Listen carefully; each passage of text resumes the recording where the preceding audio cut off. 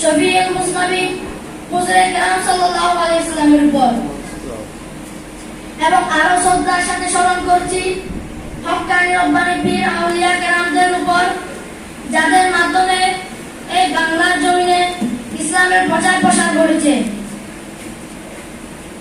আজকে আমার বক্তব্যের মূল বিষয় হলো ঈদে মিলাদুন নবী সাল্লাল্লাহু আলাইহি ওয়াসাল্লাম। এই ঈদে মিলাদুন নবী সাল্লাল্লাহু আলাইহি ওয়াসাল্লাম সম্পর্কে আল্লাহ তাআলা বলেন, কুল বিফাদলিল্লাহি ওয়া বিরাহমাতিহি ফাবিযালিকা ফালইফরাহু হুয়া খায়রুম মিম্মা ইয়াজমাউন। এর অর্থে আল্লাহ তাআলা আমাদেরকে বলেন, হে রাসূল, আপনি বলুন, তোমরা আল্লাহর দয়া, অনুগ্রহ ও রহমত পেয়ে তোমরা খুশি হও। নিশ্চয় তোমরা যা কিছু জমা করেছো তার মধ্যে এটি অবশ্যই উত্তম। হযরত আব্বাস রাদিয়াল্লাহু তাআলা আনহুর মতে আলোচ্য আয়াতে আমাদের ফজল দ্বারা এলম উদ্দেশ্য করা হয়েছে এবং রহমত দ্বারা আমাদের নবী করিম সাল্লাল্লাহু আলাইহি ওয়াসাল্লামকে উদ্দেশ্য করা হয়েছে।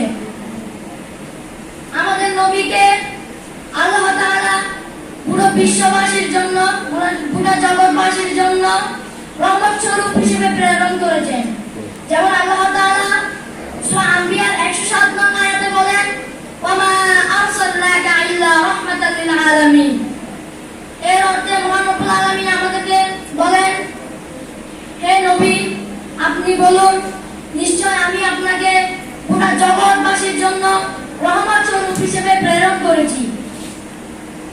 এই আয়াতে জানা যায় যে এখানে ঈদে মিলাদুন নবী সাল্লাল্লাহু আলাইহি ওয়াসাল্লাম উদযাপন করা পবিত্র কোরআন হতে প্রমাণিত।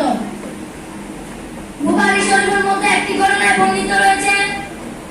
আমাদের নবী হযরত মুহাম্মদ সাল্লাল্লাহু আলাইহি ওয়াসাল্লামের চাচা আবু লাহাবকে যখন তার বাদী সুহায়বা যখন রাসূলুল্লাহ সাল্লাল্লাহু আলাইহি ওয়াসাল্লামের আগমনের কথা শোনান, তখন আবু লাহাব তার বাদী সুহায়বাকে আমাদের নবী তথা তার ভাইপো আগমনে খুশি হয়ে তাকে তার দুই আঙ্গুলের ইশারায় মুক্ত করে দিয়েছিলেন।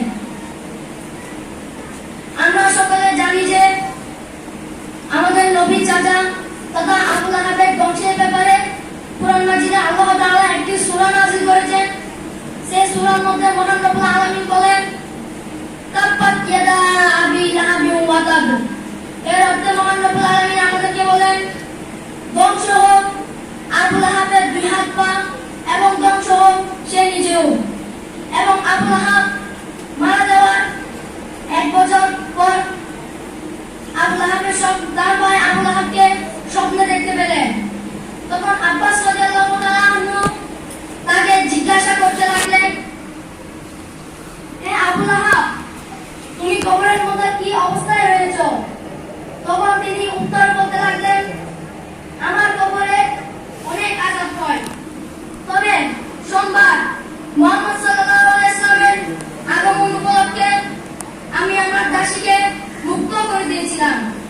সেই কারণে প্রতি সোমবার আমার এই হাতে দুই আঙ্গুল দিয়ে প্রতি সোমবার আমি জান্নাতের মিষ্টি পানি পান করি এবং প্রতি সোমবার আমার কবরের আযাব মাফ হয়ে যায়। সুবহানাল্লাহ,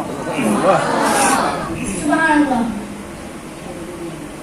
একটি সাহাবীর ঘটনা থেকে জানা যায় যে হযরত আবু দারদা রাদিয়াল্লাহু তাআলা বর্ণনা করেন, তিনি বললেন, একদা আমি রাসূলুল্লাহ সাল্লাল্লাহু আলাইহি ওয়াসাল্লাম সহ হযরত আমের রাদিয়াল্লাহু তাআলার বাড়িতে গেলাম।